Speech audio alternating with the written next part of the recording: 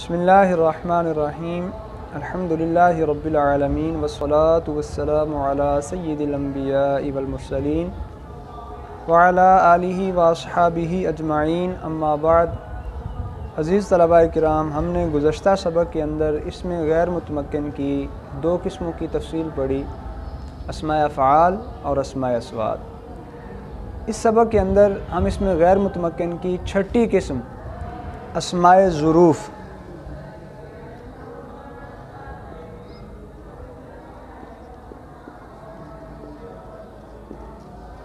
اس کی تفصیل پڑھتے ہیں۔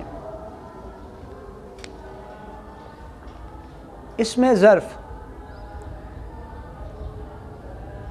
دراصل اس اسم کو کہا جاتا ہے جو کسی فعل کے واقع ہونے کے زمانے یا جگہ پر دلالت کرے۔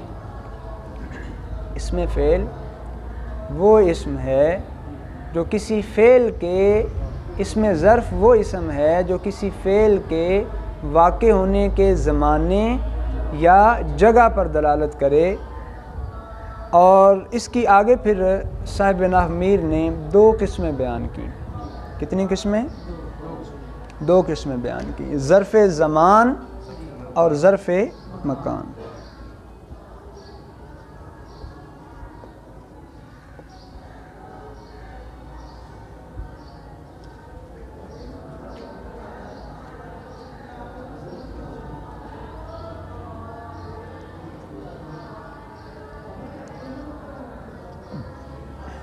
ظرف زمان اور ظرف مکان۔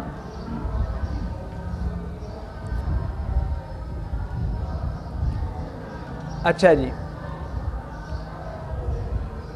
اس میں ظرف کی ابتداً دو قسمیں ہیں، اور وہ یہ ہیں کہ جو کسی خاص فعل کے زمانے یا مکان پر دلالت کرے، خاص فعل کے زمانے یا خاص فعل کے مکان جگہ پر دلالت کرے۔ ایک قسم یہ ہے، جیسے ہم کہتے ہیں مضربن، مارنے کی جگہ۔ اب جب یہی ظرف زمان جو کسی خاص فعل کے زمانے یا خاص فعل کی جگہ پر دلالت کرتا ہے، ثلاثی مجرد سے اس کا وزن کیا ہوتا ہے؟ مفعل یا مفعل۔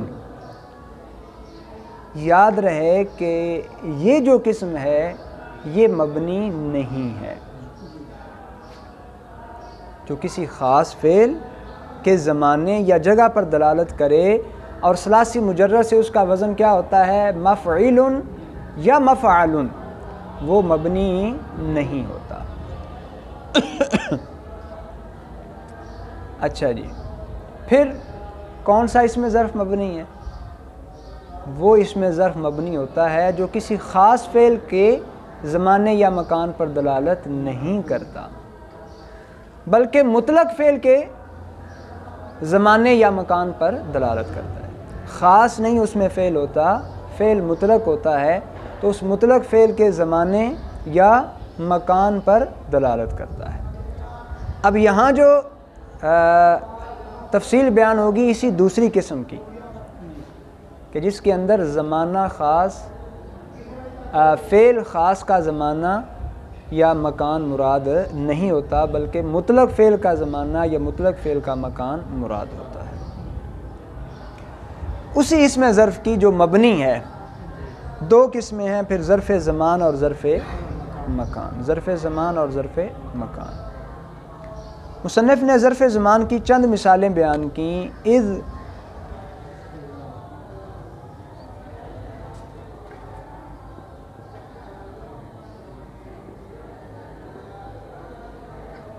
اذا، متی، کیف،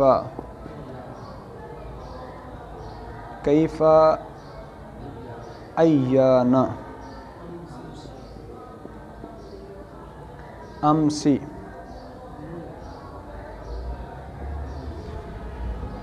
آگے مذ، منذ۔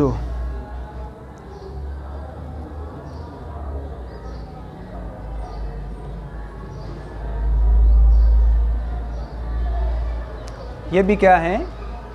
اس میں ظرف ہی ہیں، ظرف زمان۔ اسی طرح قط اعود قبل بعد.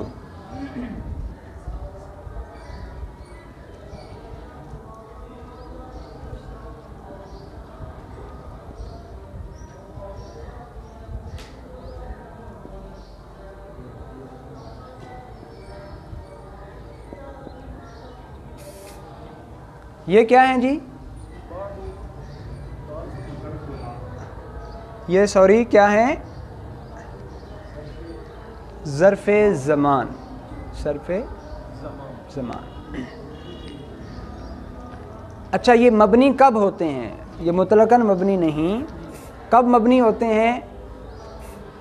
جب یہ مضاف ہوں، ان کا مضاف الیہ محذوف ہو، نیت میں موجود ہو.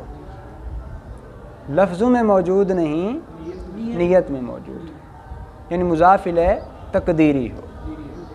ٹھیک ہے جی، اس وقت یہ مبنی ہوں گے. لیکن اگر مضاف الیہ لفظوں میں موجود ہو پھر مبنی نہیں ہوں گے. ٹھیک ہے جی. اب اذ یہ سکون پر مبنی ہے، اذا بھی سکون پر مبنی، متا بھی سکون پر، کیفا فتح پر، ایانا فتح پر، امسی کسرہ پر، مز سکون پر، منذ ضمہ پر. آخری عرب پہ جو حرکت آ رہی ہے اسی پر مبنی ہوں گے. قطو بھی ضمہ پر، اعود بھی، قبل بھی اور بعد بھی. ٹھیک ہے جی. دوسری قسم ہے وہ ہے جی ظرف مکان. اس کی بھی مصنف نے چند مثالیں بیان کی. حیث،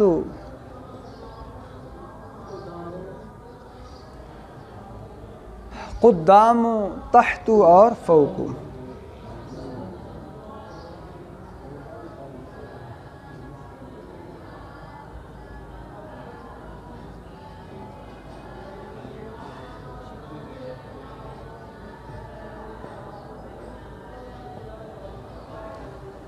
حیث، قدام، تحت، فوق، یہ چاروں مبنی بر ضمہ ہیں. مبنی بر ضمہ ہیں. یہ چاروں ہی ضمہ پر مبنی ہوتے ہیں، اور ان میں بھی وہی شرط ہے. یہ کب مبنی ہوتے ہیں؟ مضاف ہوں اور مضاف الیہ محذوف ہو، نیت میں موجود ہو، تو یہ کیا ہوں گے؟ مبنی ہوں گے.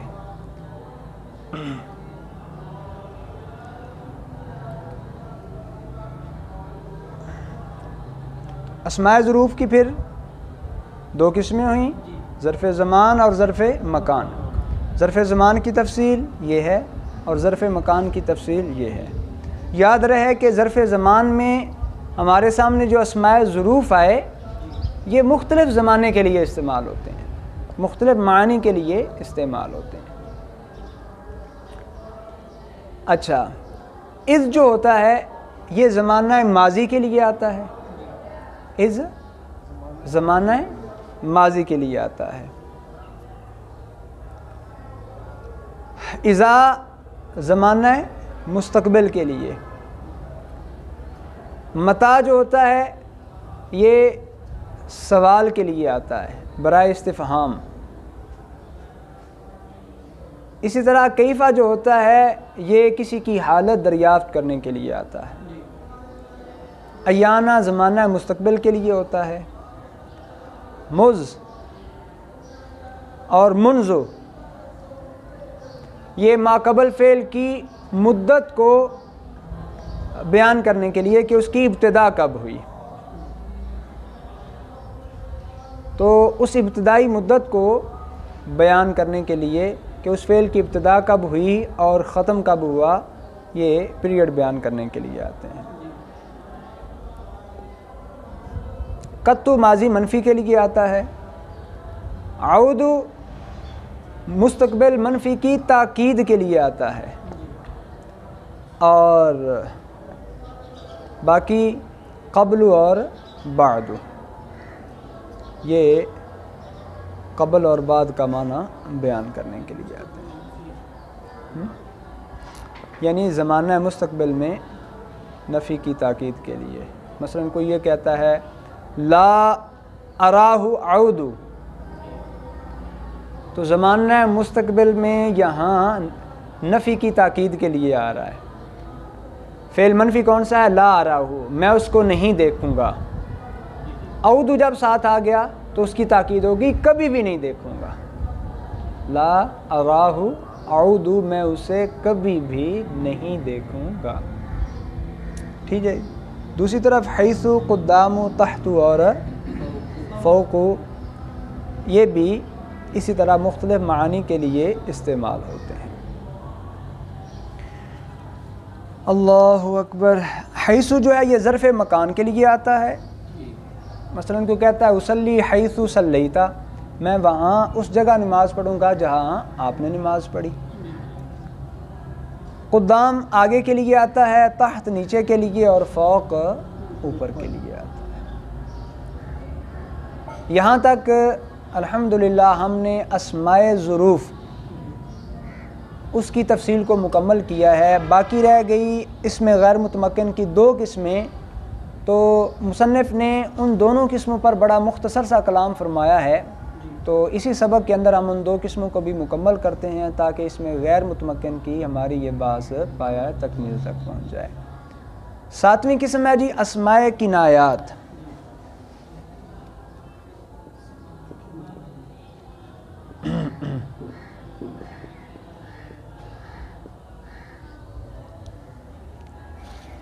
اسم کنایہ اس اسم کو کہتے ہیں جو کسی معین چیز پر دلالت کرے لیکن اس کی دلالت کی صراحت نہ کی گئی ہو۔ کسی معین چیز پر دلالت کر رہا ہے لیکن اس دلالت کی صراحت بیان نہیں کی گئی۔ مصنف نے اس کی 4 مثالیں دی ہیں۔ کتنی؟ کم، قضا، یہ دونوں عدد کے لیے آتے ہیں۔ کم اور قضا کس کے لیے آتے ہیں جی؟ عدد کے لیے، اور وہ عدد مبہم ہوتا ہے۔ کم بھی مبہم عدد کے لیے اور قضا بھی مبہم عدد کے لیے۔ پھر آگے کم میں تفصیل ہے، کم خبریہ بھی ہوتا ہے، کم استفہامیہ بھی ہوتا ہے، اور قضا یہ بھی مبہم عدد کے لیے آتا ہے لیکن یہ خبریہ ہوتا ہے، خبر کے لیے آتا ہے۔ باقی 2 مثالیں ہیں کیتا اور زیتا، کیتا اور زیتا۔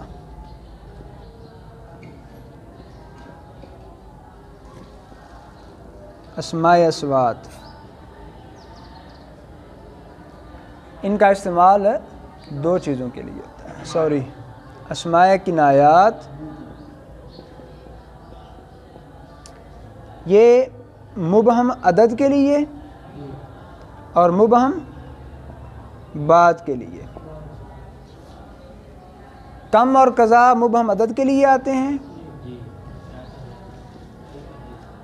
اور کیتا اور مبہم بعد کے لیے آتے ہیں۔ اس کے بعد ہے جی اس میں غیر متمکن کی آخری قسم مرکب بنائی۔ مرکب بنائی پر ہم نے پہلے بھی گفتگو کر لی ہے جب ہم نے مرکب غیر مفید کی باس پڑھی تھی، اور مرکب غیر مفید کی باس کے اندر ہم نے اس کی 3 قسمیں پڑھی تھیں، مرکب اضافی، مرکب بنائی اور مرکب مناسب۔ مرکب بنائی کے بارے میں ہم نے یہ پڑھا تھا، مرکب بنائی وہ مرکب ہوتا ہے جس میں 2 اسموں کو ملا کر ایک کر دیا گیا ہو اور دوسرا اسم کسی حرف کو اپنے ضمن میں لیے ہوئے ہو، اور اس کی مثال ہم نے کیا پڑھی تھی؟ احد عشرہ۔ اصل میں کیا تھا؟ احد و عشر۔ الحمدللہ یہاں تک ہم نے اس میں غیر متمکن کی 8 اقسام کی تفصیل مکمل کی۔ انشاءاللہ العزیز اگلے سبق کے اندر ہم اس میں معرفہ اور اس میں نکرہ کی تفصیل پڑھیں گے۔ اللہ رب العزت کی